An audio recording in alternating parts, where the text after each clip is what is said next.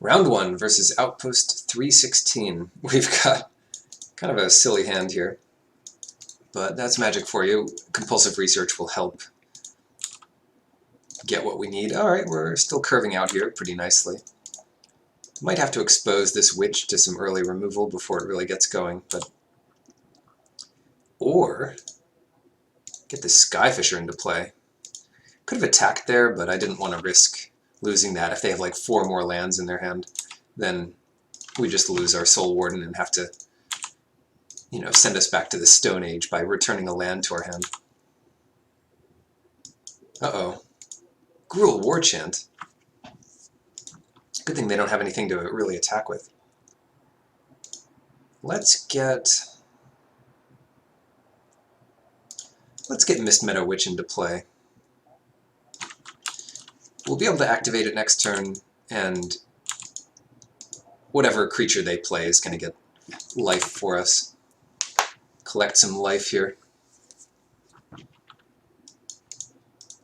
We can play out the research once we run out of things to do. Alright, they might have Eyes in the Skies here. I can't really think of what this could be. They can't have the instant that makes a beast. Well, they could have it, but they can't play it here. So it's pretty safe just to come in fishing. Yeah, I wonder what they do have. Maybe it's not going to be Restoration Angel either.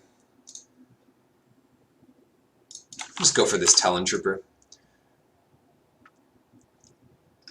Leaving up a Spell Pierce mana.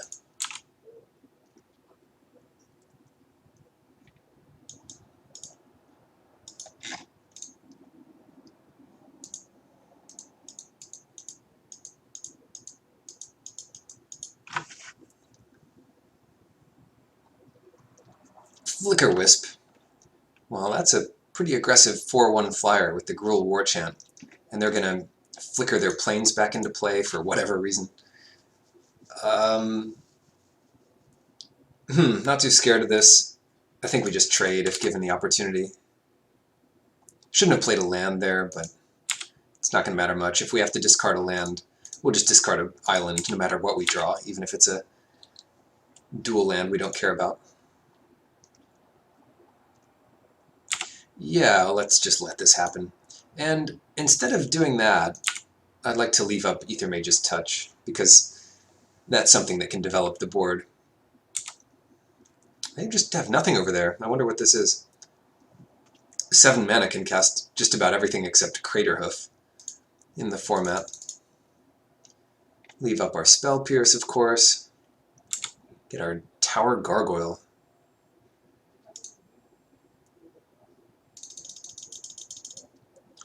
Nice. Trying to always yield there. Okay. Alright, looks like they can't deal with all our flyers and our value. This game, at least. So we're looking at an aggressive Naya deck. Naya decks are just terrible. I've tried Naya so often, and it's never been good. It's just Naya deck you want to be playing. So we've got Seance, which doesn't do anything. None of our cards do anything. Grasp of Phantoms, actually. I don't think Naya creatures can beat a Grasp of Phantoms.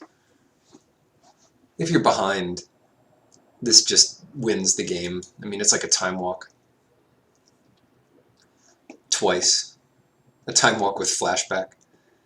So let us get rid of... We have so much white. I mean, we don't need an extra white-blue, but I do want the third source of green, so we can cut Orzhov, or Azorius Signet. Yeah, seems fine.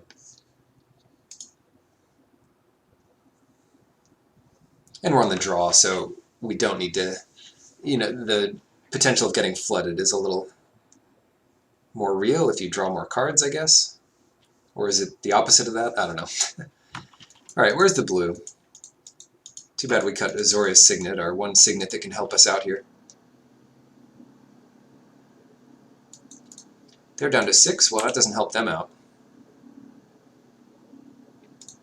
A lot of mulliganing in this format. So all we have is a turn 4 resto to look forward to. Oh, that was a good draw. Now we fixed all of our colors with one simple guild gate. And they've got their Boros set up, but no green yet. Ooh, Guild Mage. Alright, well, let's get black into play. White next turn, maybe we'll be able to counter something, but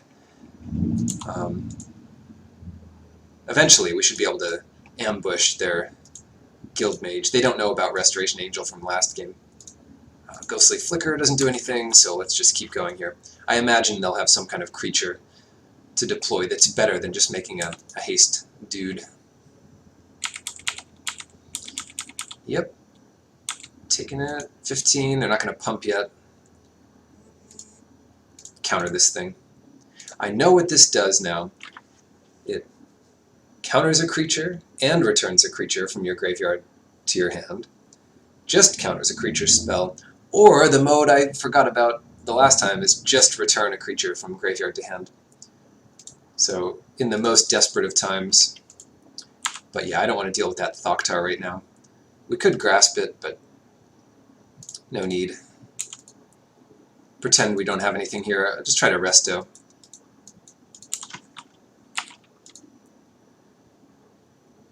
Uh-huh. They're like, I hope they don't have a resto. Getting a bit greedy here. The Ranger would have done just as well, and it would have been a good target for the resto, but this uses up their turn. Yeah, it's a little 2-for-1 here. They get to scry. Not a problem. So they're putting top. Those might be lands, because they missed a land drop here. That really makes me want to grasp this Pilgrim.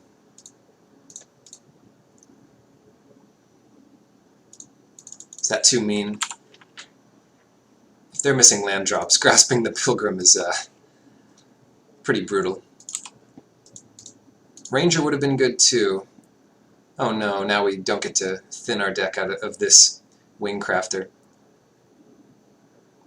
But we can get like a Soul Warden. I think we fetch up our white creatures here.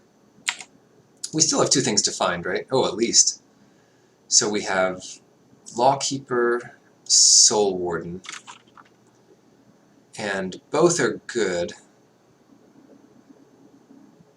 Blah. Let's go for the Soul Warden.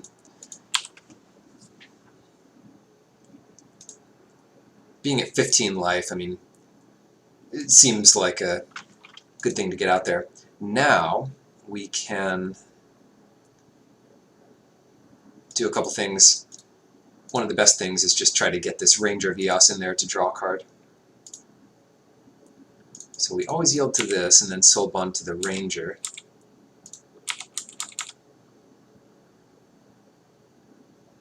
And they're happy enough trading that off. That's crazy. Don't they need the mana? That might have been some tilt or desperation there. Unclear. Or it could mean they have Terminus on top. In which case, I just don't want to play anything. Nope. Why would they block there? Thundersong Trumpeter. Okay.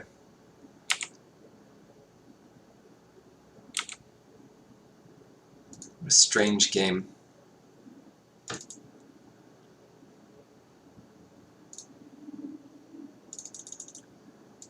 Alright, I'm going to play this now.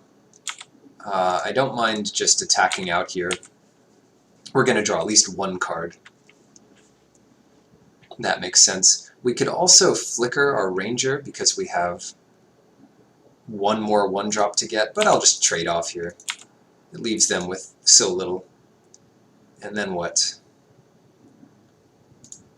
And then I'll play the Wingcrafter. And Soul Bond it with the Lookout.